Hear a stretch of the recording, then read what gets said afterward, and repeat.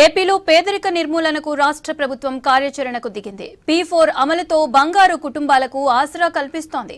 ఆర్థిక సంస్కరణలతో సంపద సృష్టించటమే ప్రభుత్వ లక్ష్యమన్నారు సీఎం చంద్రబాబు. వైసీపీ ప్రభుత్వంపై కుట్రతో దుష్ప్రచారం చేస్తుందని ప్రభుత్వం ఆరోపించింది. రాష్ట్రంలో క్రీడా సదుపాయాలు, వైద్య వసతులకు కేంద్రం చర్యలు చేపట్టాలని ప్రభుత్వం కేంద్రాన్ని కోరింది.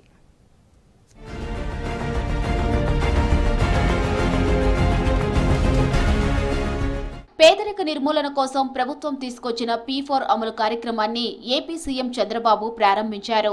బంగారు కుటుంబాలు మార్గదర్శులతో సీఎం ముఖాముఖి నిర్వహించారు. మంచి కార్యక్రమాలు చేస్తే చరిత్ర గుర్తుపెట్టుకుంటుందన్నారు చంద్రబాబు. పేదరికం నిర్మూలన ఇప్పటిది కాదన్నారు చంద్రబాబు.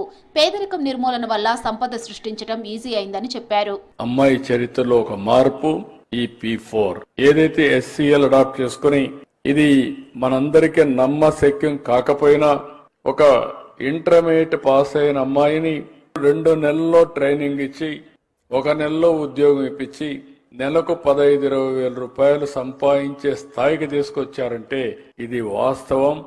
అది యొక్క P4 యొక్క ఫలితం అని చెప్పి కూడా మీ అందరికీ తెలియజేస్తున్నా.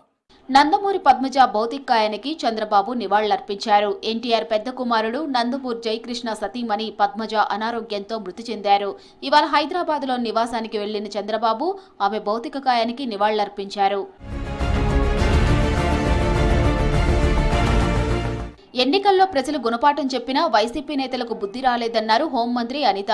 అమరావతి ముంపునకు గురైందంటూ వైసీపీ తప్పుడు ప్రచారం చేస్తుందని మండిపడ్డారు. అవాస్తవాలను వాస్తవాలుగా చిత్రీకరిస్తున్నారని అన్నారు.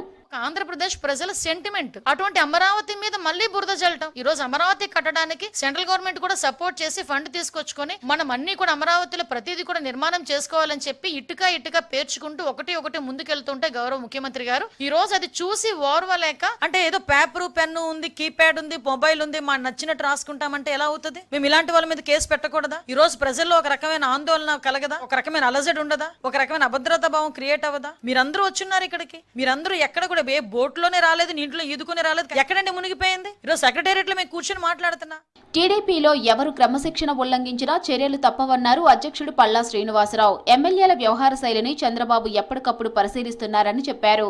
గ్రూపు రాజకీయాలకు టీడీపీలో చోటు లేదన్నారు శ్రీనివాసరావు. ప్రజాప్రతినిధులు ఎవరైనా సరే ప్రజలతో దురుసుగా ప్రవర్తించినా లేకపోతే అధికార దుర్వినియోగం చేసినా వాళ్ళందరినీ కూడా ముందు మందలిస్తాం, తర్వాత కఠినమైనటువంటి చర్యలు మా జాతీయ అధ్యక్షులు ముఖ్యమంత్రి గారైనటువంటి శ్రీ నారా చంద్రబాబు నాయుడు గారు తెలియజేశారండి. ఇదే కాకుండా మా బ్యాక్ ఆఫీస్ నుంచి కూడా మా భవిష్యత్ నాయకులు, మా యువ నాయకులు లోకేష్ గారు కూడా పర్యవేక్షిస్తున్నారు. ఎందుకంటే ప్రజలకి మంచి సేవ చేయాలి, నాయకులు అన్నవారు బాధ్యతగా వ్యవహరించాలి.